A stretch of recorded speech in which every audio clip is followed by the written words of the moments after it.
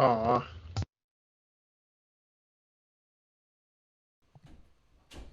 Audio testing.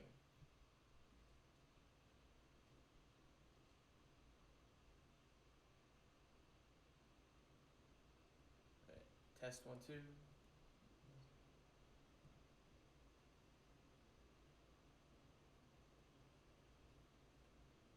Oh, I got it muted, that's why. Alright, test.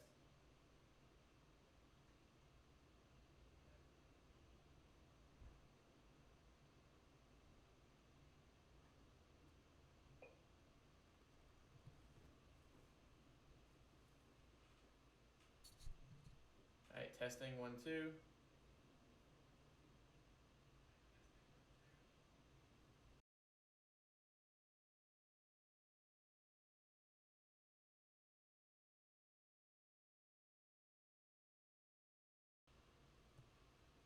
Okay, testing again.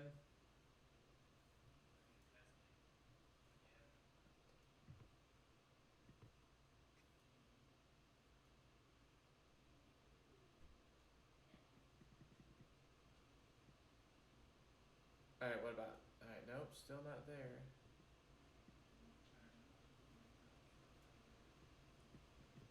Alright, now, nope. What the hell?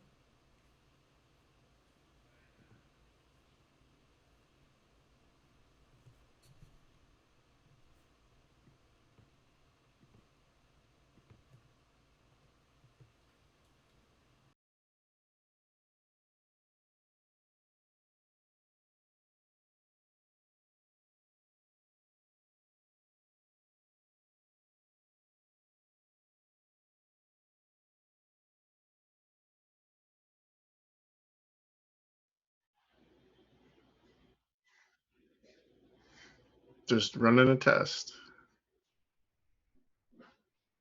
Am I quiet? This is about a normal speaking volume.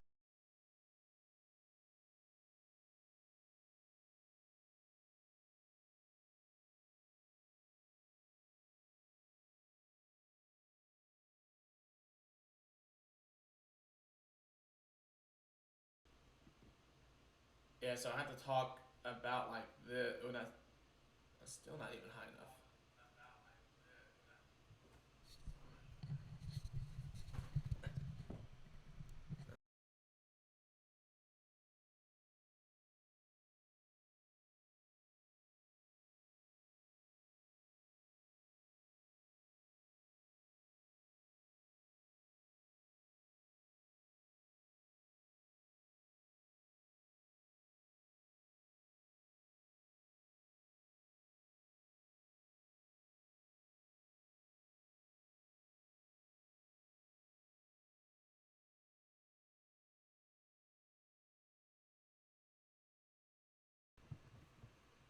Alright, audio test.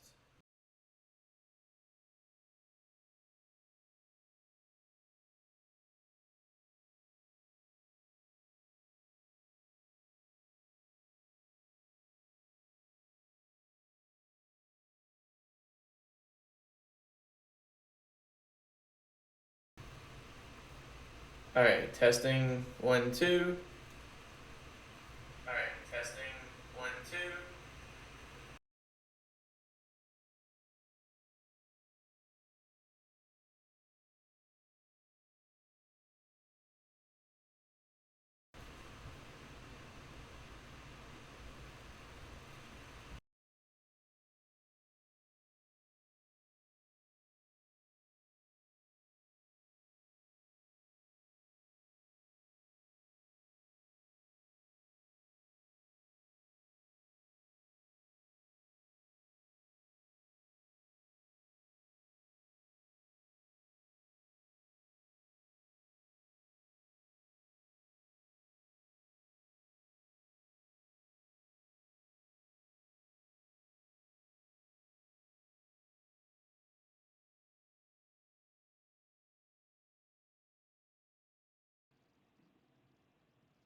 Alright, back to. Okay, now we're back to normal.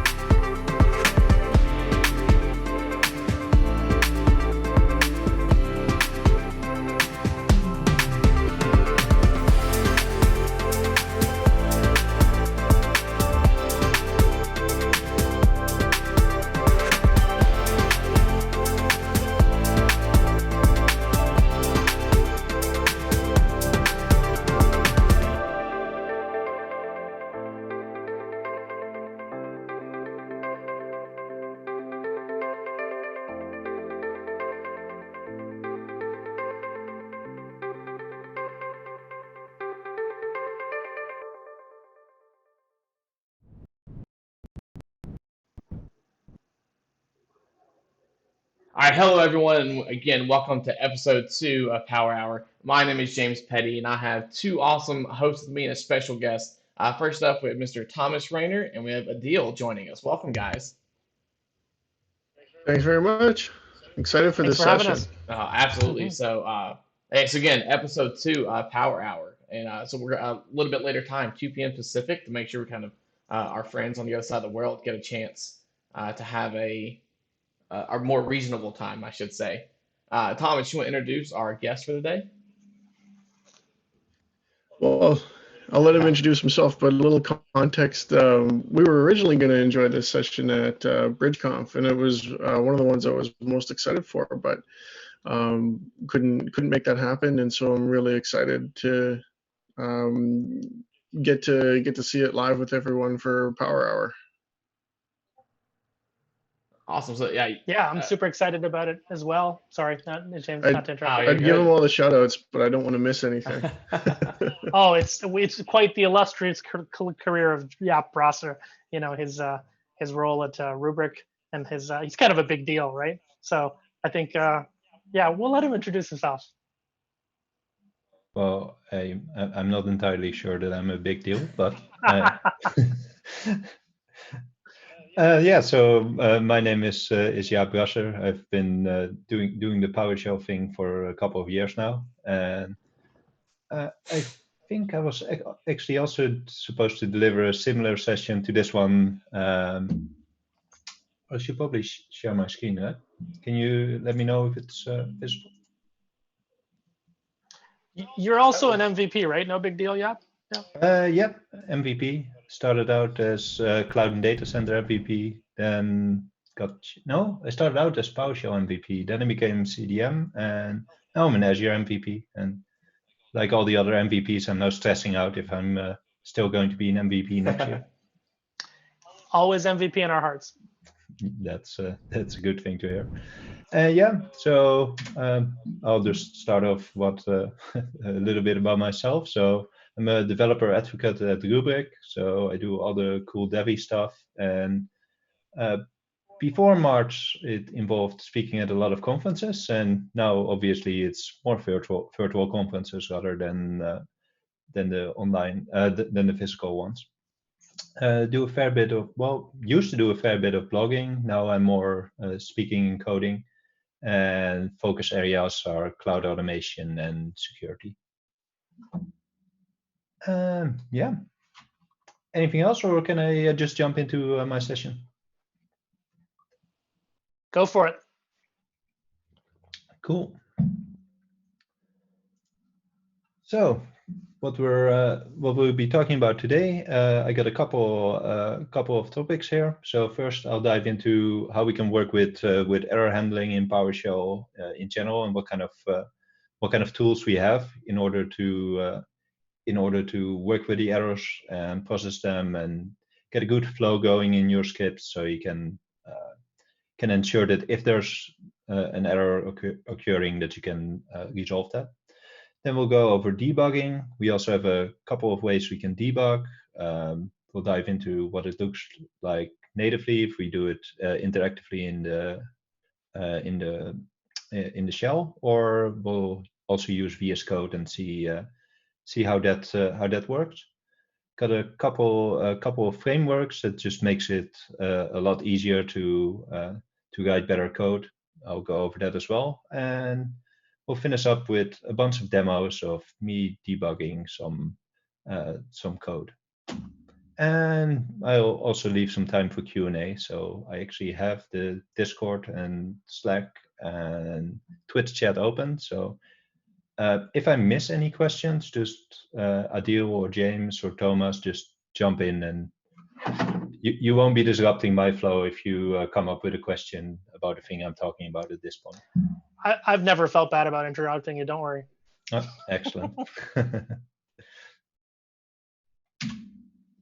Cool. And with that, let's talk a bit about error handling and the concepts we have in PowerShell. So there's a couple of things we have here.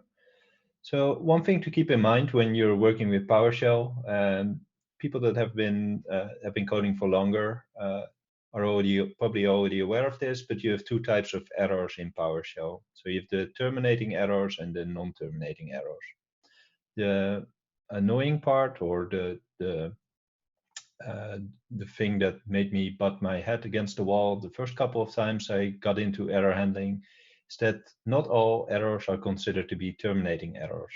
And a non-terminating error, if that one is in a try catch block, the catch block will never be activated unless you force it to be a terminating error. And this is something we can do using, depending on the kind of code you have. You can either use the error action preference, which is a default global variable that you can define, or if it's a PowerShell commandlet or advanced function, you can define this by specifying error action. And then we have try catch finally. So these are the code blocks. We inherited this from .NET, and you can write all the code that you expect to be able to expect to fail. You put it in the try block. Then you have a catch block. So it can either be a catch all, or you can catch for specific errors. And then finally is always executed, and you can use this to clean up if necessary at all. So an example of something you would want to clean up if you're working with stuff like COM objects that leave that stay active in memory, you would clean it up in your finally block. Also, don't use COM objects there if you can avoid it. Other default variable is the $error. So any kind of error you run into when running your code will be stored in this variable. It exists in the user space. So what this means is you can access everything that's in there, and you can also clear it. So if there's an additional error here, then it will just be appended to the first entry in the list. So the most recent error is always going to be error, and then we call those square brackets and a 0 in there. So entry number 1. And then we have a variety of ways of actually handling these errors. So another one we have is dollar question mark. So dollar question mark is very simple in the sense that all it does, it tells us if the previous command was executed successfully. And I'll be going into some demos where I'll show how you can actually use this in your code. The other one, and relatively unknown from my experience at least, is the trap keyword. So what you can do with trap, if you're familiar with try catch finally, it's best to compare it to your entire script being in the catch block, in the try block, and trap is catch. So it traps all terminating errors anywhere in your script, or in your whatever the scope of your code is. Then we have last exit code, which is mostly used for external applications. So if you run any of the CMD commands, or native Windows or native Linux commands, you can get the last exit code this way. We can manipulate the error action, and we now also have a break keyword in there. And we can also specify custom error variables. So you could, for example, if you do get process, specify an error variable named process errors, and you can store your errors in there. And there's some funky stuff that you can do with this. For example, one of the things I've used error variable for in the past is doing a get child item on a folder structure recursively, and then all the errors that I catch them in the error variable, and then I know that the account I'm running the script under doesn't have access to these folders. So it's a hacky way of getting some data out of your commands that would otherwise be harder to get. And here we have the preference variables. So the most interesting one is going to be the error action preference, and this goes for all the errors in your current session, in your current PowerShell session, and also counts for all the child scopes. So if you run a script and you specify the error action preference in your console, then you change it for anything you execute after that. Cool. So I race to this one because I want to get to the debugging side of things. Did I miss any questions yet? No, not yet. Not yet. But I do have to say A couple that comments on the Active Directory ones. Oh, sorry. I was say I do have to say I love your Windows terminal background. Thanks. That's Roxy. She's a piece of toast with, I think it's jelly on top. Thomas, you were saying?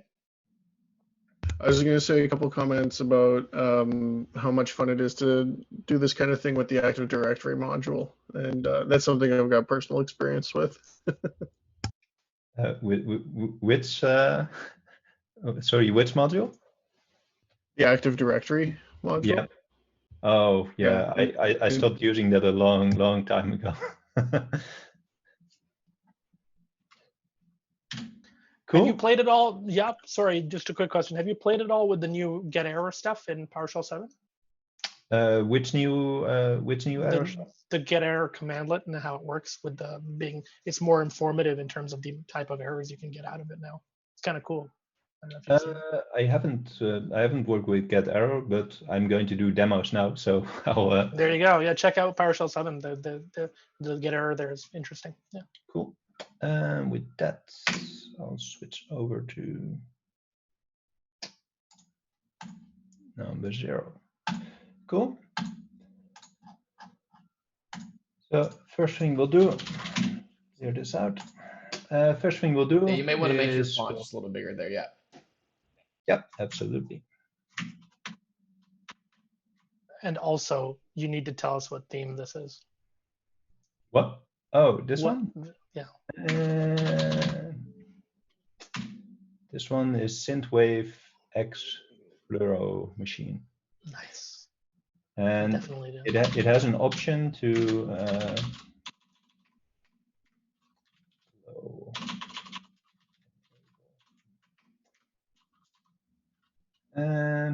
yeah. So it has an option to enable the glowy stuff, but I did it with custom CSS. So asking the important questions.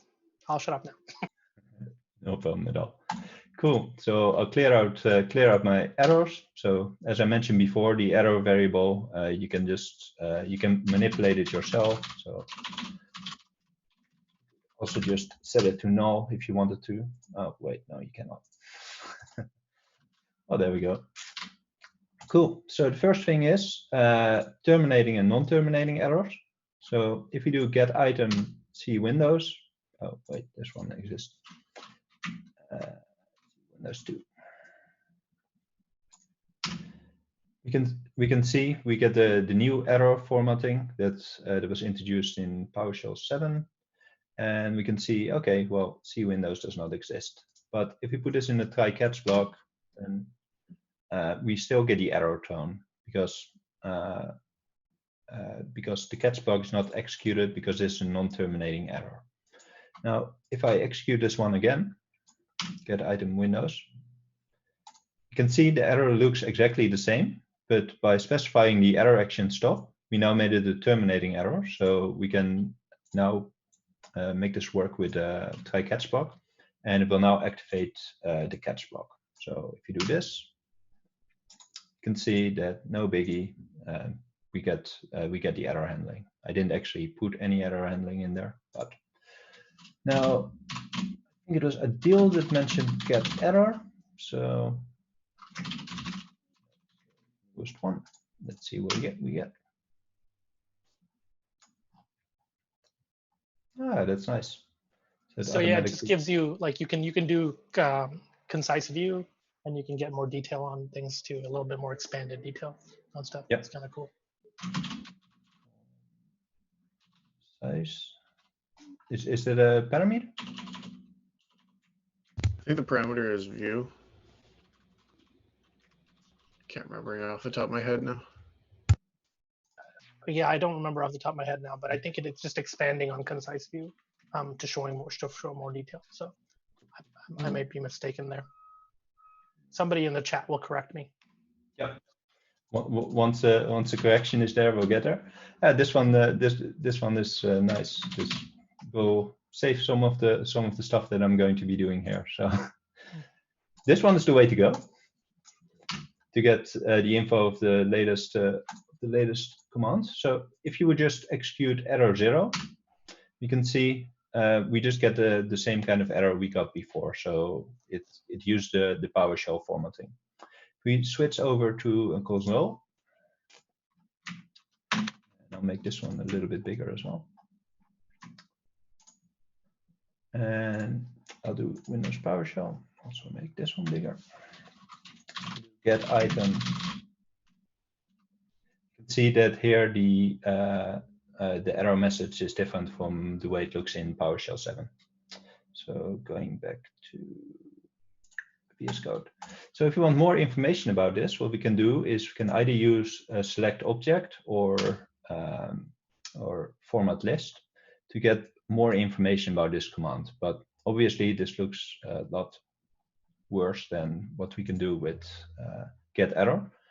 What we can also do is we can throw this into format custom, and format custom is kind of my hacky way where I can expand any kind of object in PowerShell and show it without any kind of formatting.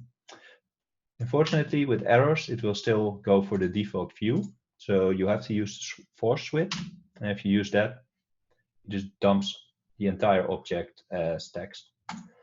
To make it a little bit more readable, what you can also do is you can use convert to JSON, depth 1. And then you get a kind of view that's quite similar to what you get with get error, only without the highlighting. You can see it also expands it, and you get a bit more information that you would get than you would get if you would just do select object. For example, if you take a look at invocation info here, this one's not expanded because this is another nested object with additional properties. But if you do it, convert it to JSON and we go to invocation info, you can see that you actually get this information out of there as well. Cool, so those are errors. And in this one, I'm going to show what you can do with try catch blocks, but if you use a specific error type.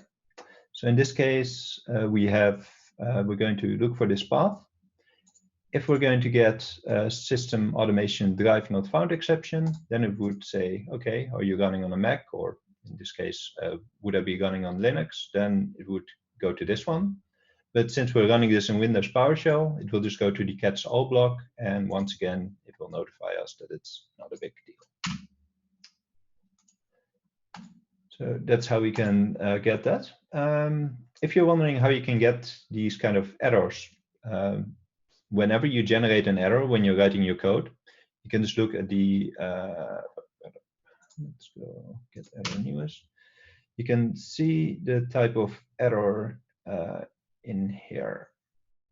And you can use that to create, get the error type to specify that for the catch block.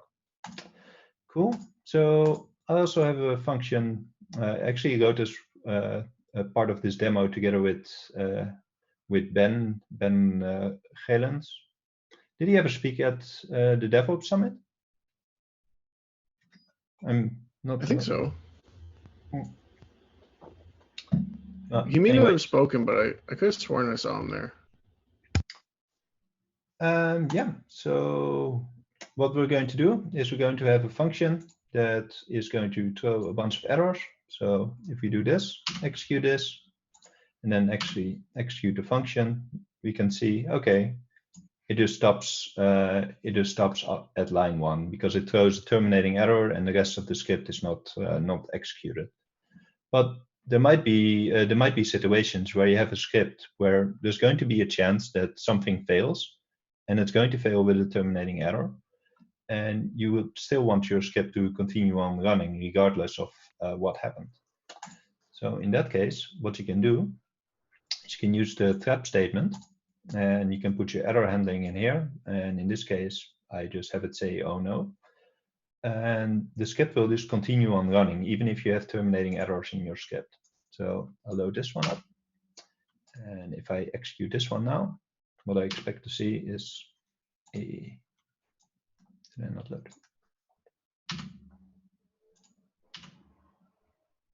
It still displays the errors. I think there's different behavior than from the console. So we can see we can still get the errors, and we'll actually get the output of the error as well. But it will just continue on running and displaying whatever message we put in there.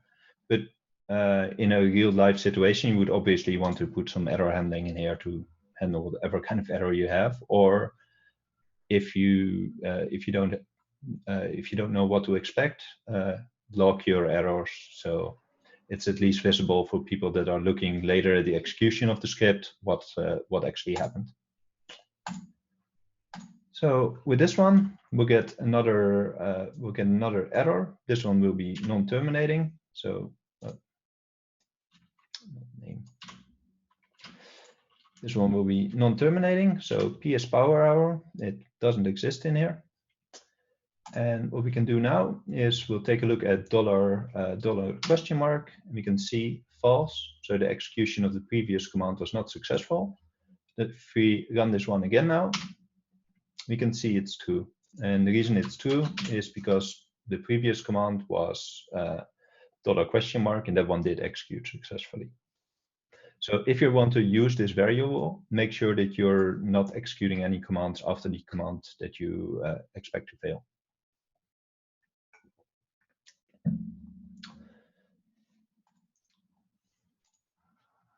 Cool.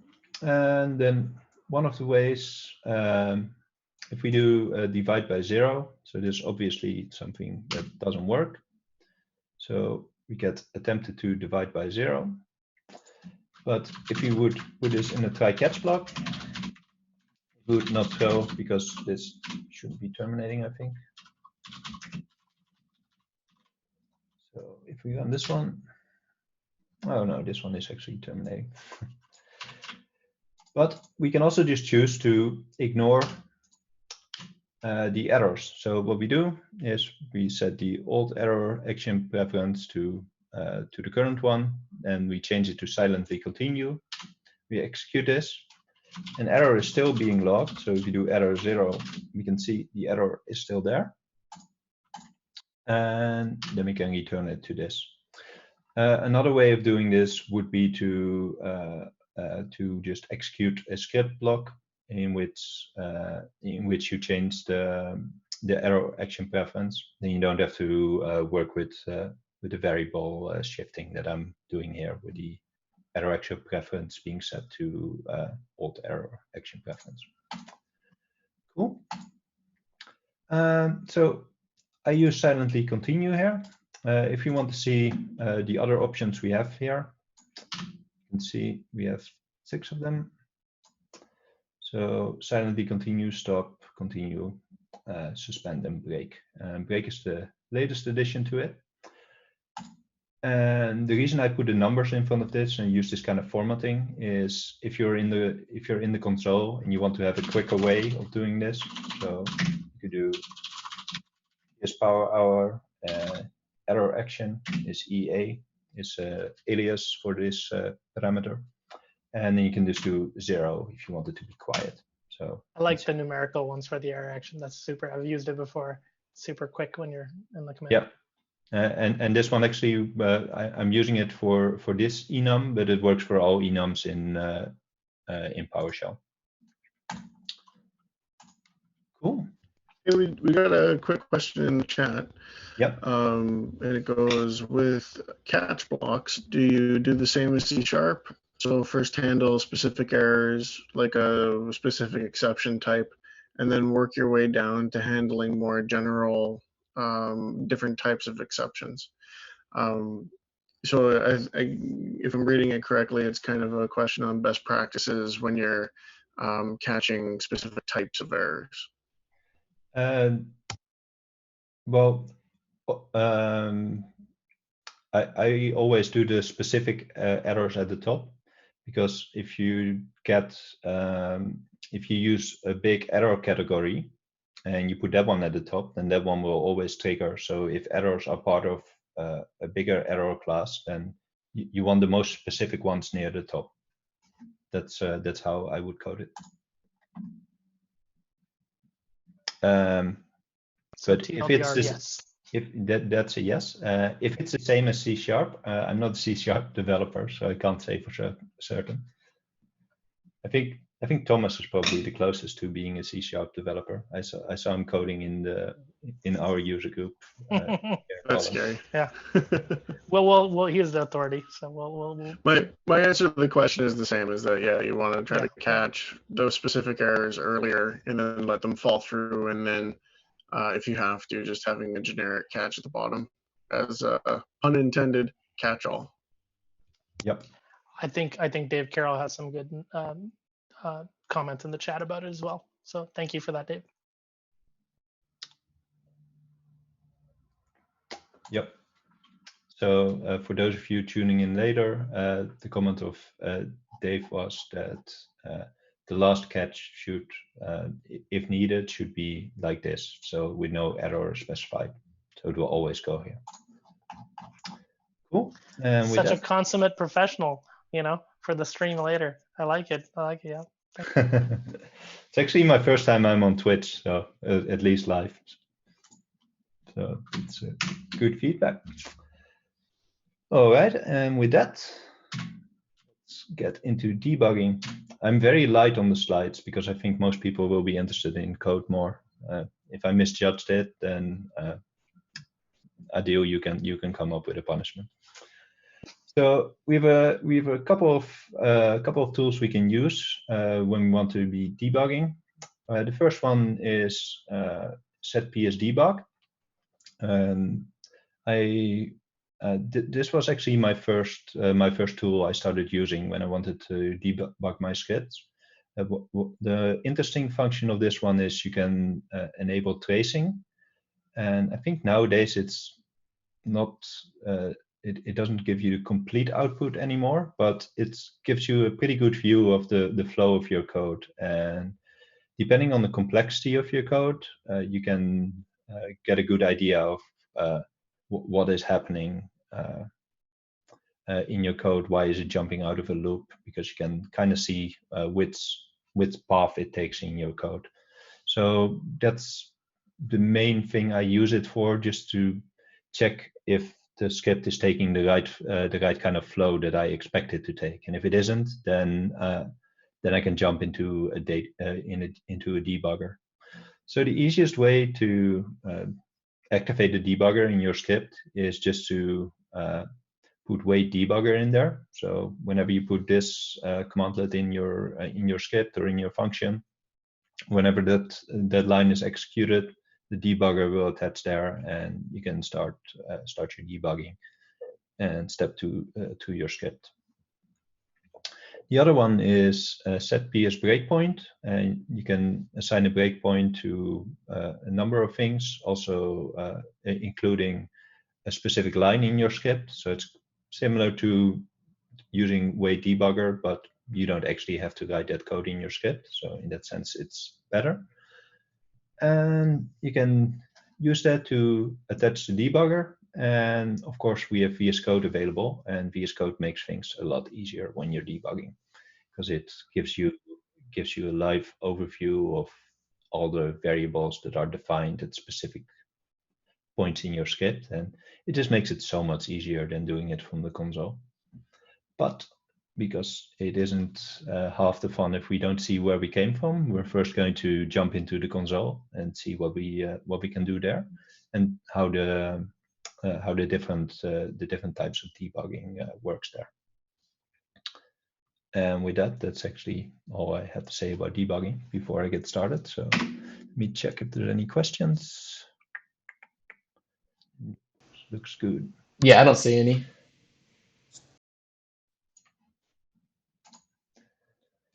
Yep, this one I'll do in the console.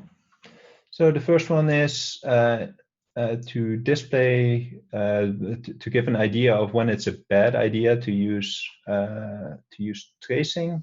Let me just write a simple function to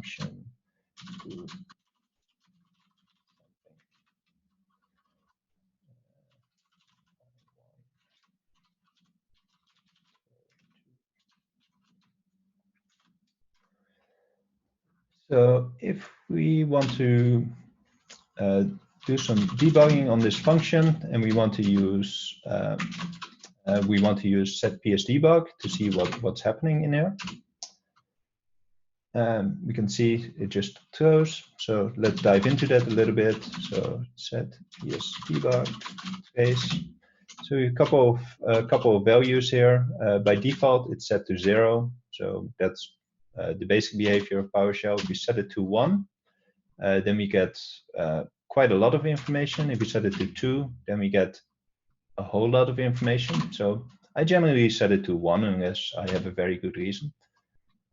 And with that, now if we call do something, we can see what is happening.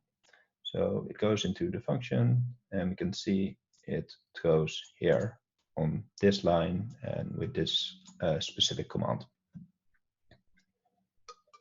So am I correct, Jaap, in assuming that that trace value number, that enum is specifically for like the verbosity of the debugging? Yes, that's correct. And there's 0, 1, and 2, and 2 is the most verbose.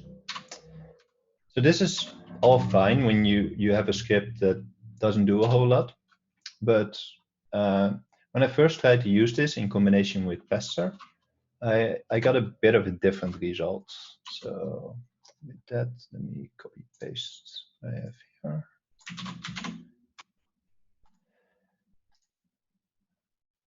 So I'm going to run an actual Pester test that will fail. We can see, okay, it fails. So let's find out why it's failing. And I'll set it to trace 1, so it isn't too verbose. But what we can see here is because we're using the Pester module, it's going to everything that happens inside Pester as well. So it becomes completely useless for troubleshooting your Pester test. So with that, we can now forget about Ps Debug, and we're going to take a look at how we can fix this in a better way. So jumping over here, we have demo number 2, and we're going to take a look at a couple of the options we have available to us.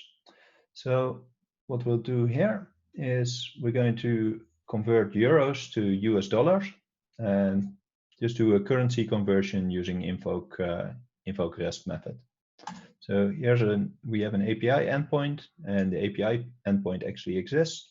What we're going to do, I've defined a parameter. The default is 1 because I want to know what €1 is, but you can also specify it differently. So I'll load up this function and actually execute it.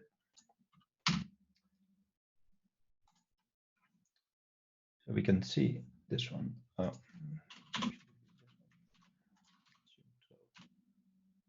Okay. There we go. So we get the answer back that it's 0. Actually made an accidental typo, so let me just fix that one. There we go. So we can see we get a value back of 0, and well, I know that a euro is worth more than a US dollar, but €1 is not worth $0. So let's go take a look at what we can do with this.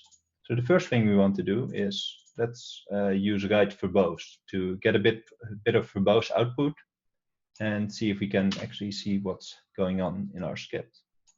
So if we run this, we can see, okay, well, we don't get any verbose output. So what do we need to actually get verbose output in our script? Well, we need to make sure that PowerShell knows that this is an advanced function. So we do define commandlet binding, and when we define that, then we can actually get a verbose information. So we can see, okay, well, it is actually getting a response, but we're not getting the response that we are expecting to get. So with that, we're going to go a bit further. And instead of using Ps Debug, that one I don't want to use, I want to jump into the debugger. And what we're going to do here is we're going to attach the debugger before the actual command is executed. And we're going to take a look at what it looks like when we have a debugger attached, both in the console as well as in VS Code. So first we'll go back to the old school. So we'll go into the console. So I'll load up the function. You can see we have wait debugger in there, and we'll jump in there. So now what we can see is because wait debugger is triggered, we are actually now in an active debug session of our script. So if you want to see what we can actually do in here, like you can press enter, nothing is happening. So let's find out what kind of commands we have. So you can see we have a couple of options here. So we can either step into, step over, we can just continue. If we continue, that means we step out of the debugger and the code continues on running. But the interesting part of what is going on now is we're actually at this specific stage in the script, and all the variables that are defined, we can also access. So if we take one more step, so I do S, see this one's executed, we do great, let's do one more step.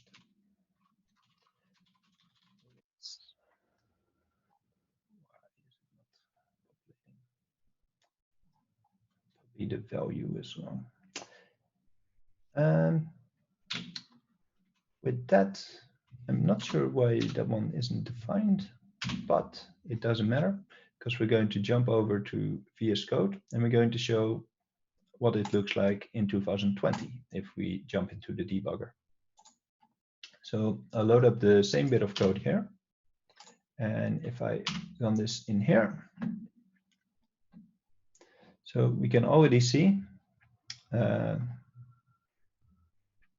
we're once again back into the debugger. You can see that we have the variables on the right here. So we can see all the variables that are defined. So we can see, okay, we have the amount defined, and we can step through the script. And with that, let's go one step further. So every step we take, it will update script listing.ps1, and it will step us through there. So if we take a look at the result, and it was called rates, you can see that this one comes back as 0, and that is also the reason why we're getting this error.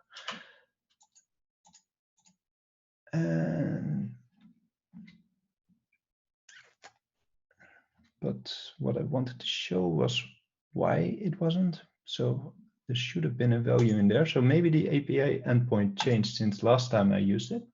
The upside is that if we go into this one, the reason it wasn't working correctly. It's a very nice theme, but sometimes it's kind of finicky to get something to click. It looks like it's not clicking. So we can see is the reason it wasn't working was because we specified Australian dollar instead of US dollar, and it used to return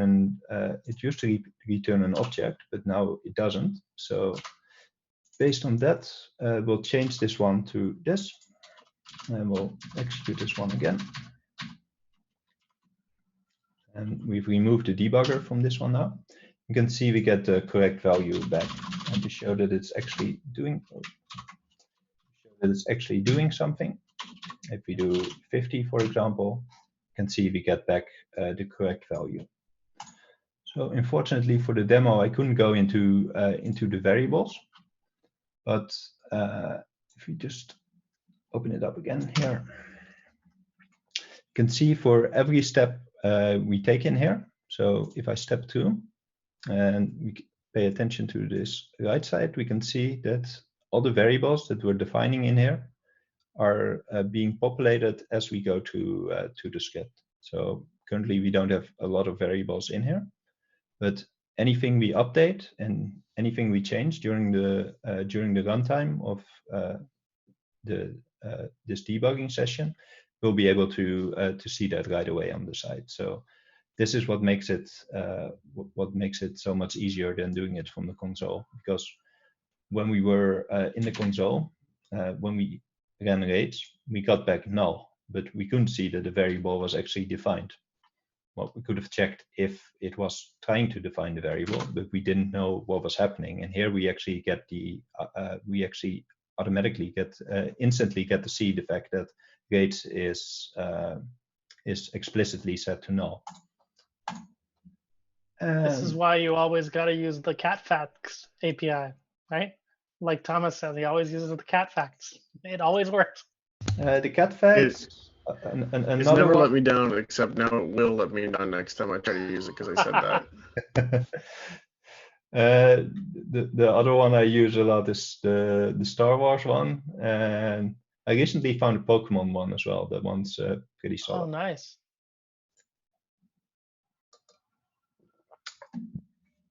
And with that, Shift F5, Jaap. There we go.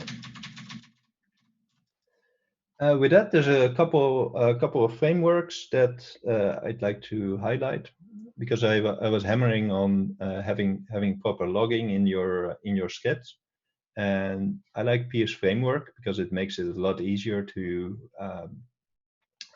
actually get the proper logging into your scripts. It does a whole lot more things, but logging is one of the things that is greatly simplified in there. The other one is one by Kirk Monroe, Debug PX. It hasn't been updated much recently, but it had some nice functionality to make it easier to work with debugging in PowerShell in general.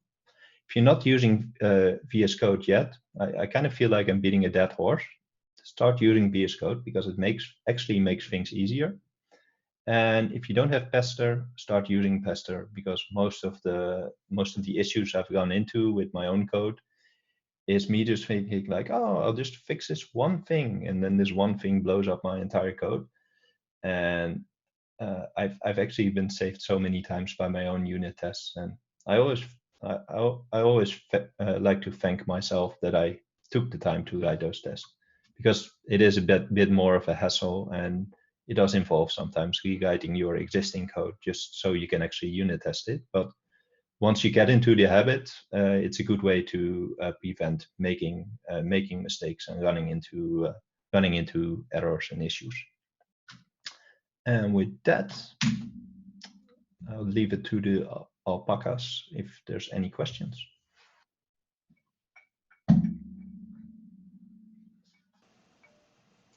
Looking at the chat, we got a couple seconds delay between when we're talking and when we'll actually see some activity in the chat.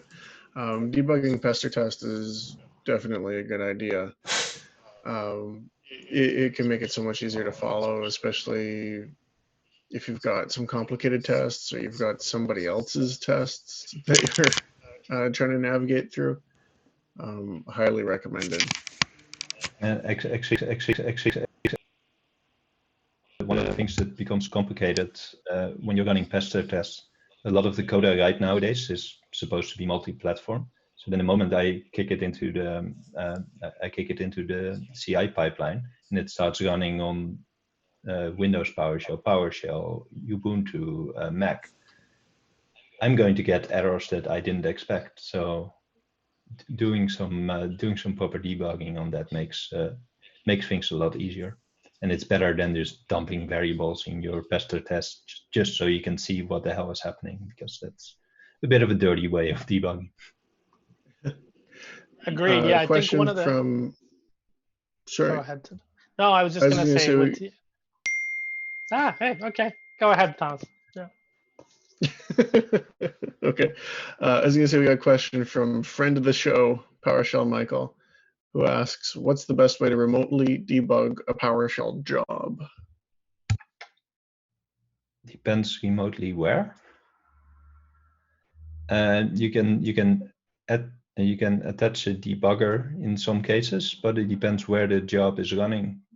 If, for example, your remote job is something that's running in an Azure function, VS Code has support for that, and you can attach a debugger there, and you can run it. Well, I guess it's not really a remote job if you're running it locally to test what is happening.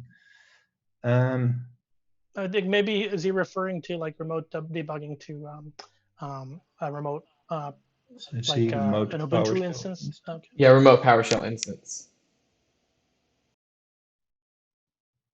Like I don't know what the best what the best way is here. I think that is a capability in VS Code to attach a remote instance and debug it through there. Like I think there was specifically. Yeah, go ahead. Yeah, especially if you've got it in a session or something, you can attach to the process ID. But yeah, VS Code abstracts a lot of that and has some menu items that are worth looking into. I don't do a ton of that myself, so I don't know what they're called off the top of my head, but I know VS Code has that capability. I think that's in general a good answer to just say it's in VS Code, because there's so much in there nowadays. Agreed. I know that there's, in fact, debugging you can do in like a Visual Studio Code remote development environment, or you could do it in Azure. I think Azure also has remote debugging plugged into VS Code, so you can do some debugging of functions and stuff like that through there. So maybe that's the direction that PowerShell Michael was going down. Maybe. Should I stop sharing, because I saw some resizing going on? Yeah, that's fine. It's up to you. Yeah, look. Yeah, but for me it works in any way. Yeah, the one comment I was going to make was with Pester and writing unit tests for your code, you'll actually find over time that you change, your style of coding changes a little bit too, because you get more used to the idea of being like, okay, I'm going to have to write this code. I'm going to have to write tests for my code. So I have to actually make like sort of unit items of individual things I'm doing. Yeah. Yeah, and another thing is that if you're using default variables, for example, you use a PS version table to determine what version of PowerShell you're on to continue down a path in your script. I found that I ended up writing a lot of private functions to abstract those variables, so I could then mock those variables to be able to simulate going to all the different paths in my functions. So I did end up rewriting code just to make it unit testable. Sometimes it can feel like a wormhole you go down, but it's worth it. Yeah, and I see on Discord or Discord. Oh no, it's on Twitch. So I love Pester. There's always discussion on how much tests to write, because objects have stats. Do you want to test every state and object? I guess the answer is always it depends, but I think the bare minimum of what I try to do when I'm writing pester tests is that every path I can take in my function or in my script or whatever I'm testing, I just want to take that path and just verify that whatever changes I make to the code doesn't break one of the paths. So that's the minimum that I do. But if you're going into the state of each object in every step of the way, I think then you're probably going too deep. but there might be cases in which it's necessary. That's how I write unit tests, at least. I don't know if you guys have a different process.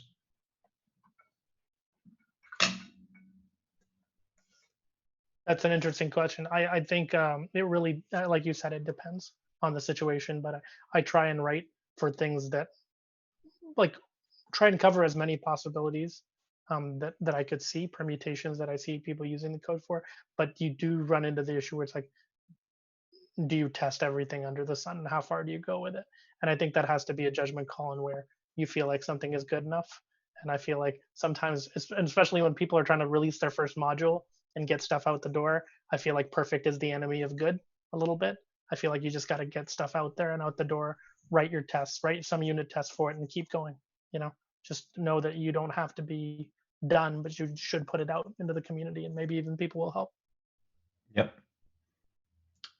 Yeah, I think those are the three core parts of putting your code out there. You have to have the actual code, and you have to make it in a way that you will be able to maintain it a couple of weeks or months or even years down the road. So you don't want to use shorthand, and you want to make sure that you have some kind of line break system and indentation throughout your script. So just to make it easy to read for yourself.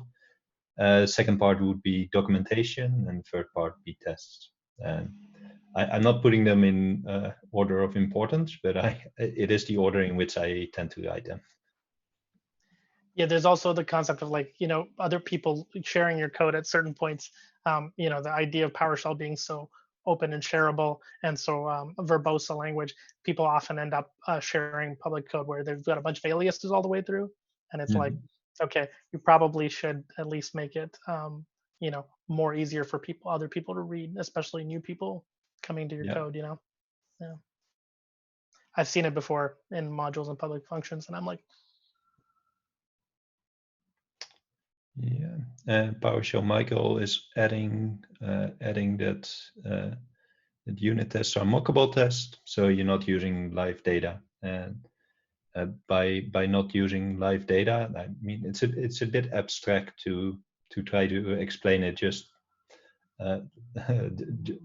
explain it on the spot like this. But by using mock data, you know what the state is, what's going to get into your function. So then you can test the flow of your function if whatever you put in there, and you know what kind of output you're going to get out of this specific piece of code.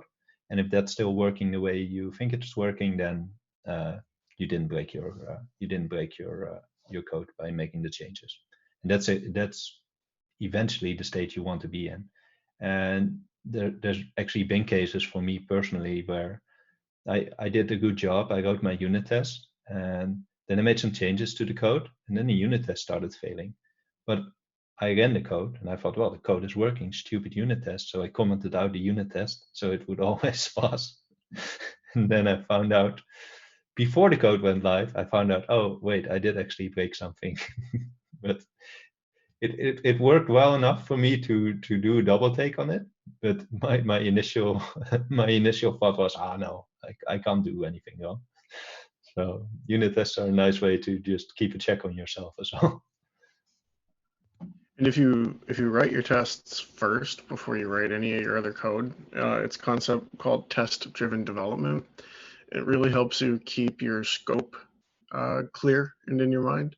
Mm-hmm. So, like, I have a habit, I'm sure lots of people do too, where you start writing some code. It's going to handle this, it's going to do that, and then as you keep writing, you start thinking of more things that it could be doing, and you start adding stuff and neglecting some of the original functionality even. If you write your tests first, then it forces you to decide on your scope of work, and then you can kind of use it as a measurement for how far or how much progress you've made. You've completed 2 out of the 7 things that you need to complete, etc. And so that can be pretty helpful as well. Yeah, I've heard of this mythical beast called test-driven development, and I've heard there are people out there who write their code with tests in mind right in the beginning. Yeah, not very many people I've seen out in the wild doing it. A lot of us kind of hack through a lot of stuff, but at the same time, like, folks like Glenn Sardi and a couple other people I know are big proponents of that. Yeah. Thomas, is that what you're doing? Increasingly. I've tried to do it in the past, but I found it I found it too challenging, because exactly what you're saying, Thomas. But you eliminate, but sometimes I know what kind of data is going to come into this function, and I end up adding additional functionality to handle some of the edge cases. It's got to be iterative. Like you can't just write the tests and then decide that they're locked in stone. Because even if you just determine that one of the things you thought you were going to do is impossible, well, then your test has to change. Yeah. And then for great cases like that where you have legitimate scope changes, then you need to be able to adapt to that too.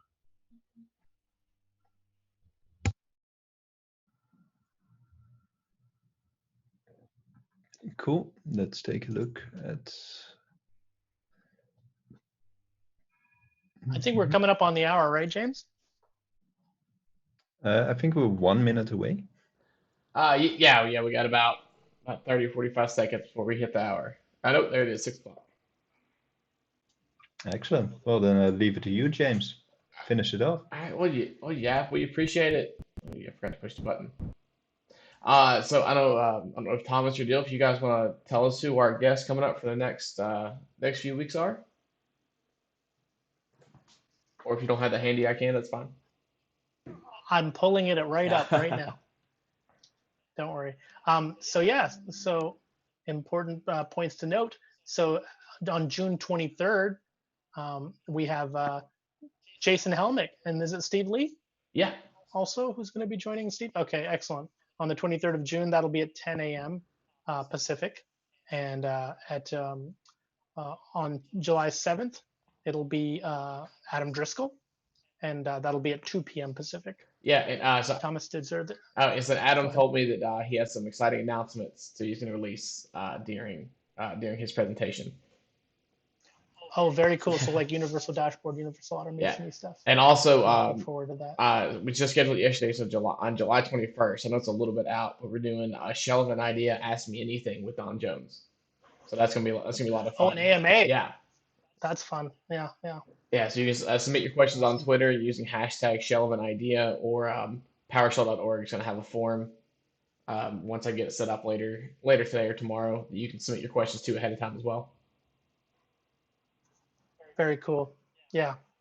I do have to say, thanks so much to Jaap for coming in and having the session with us and sharing that stuff. And also, I want to take the opportunity before James takes over to thank James, because James is the one doing all the hard work over here. So thank you for that, James. Oh yeah, appreciate it. Yeah, I was just going to ask you, what time is it over on your side of the world? It's exactly midnight right now. Well, 1 minute past. All right. Well, I think that's all the time we have for today. So we'll see you again on June 23rd with Jason Helmick and Steve Lee, 10 a.m. Pacific. Catch all of our updates on PowerShell.org/PSPowerHour, and appreciate you guys watching. Have a good day.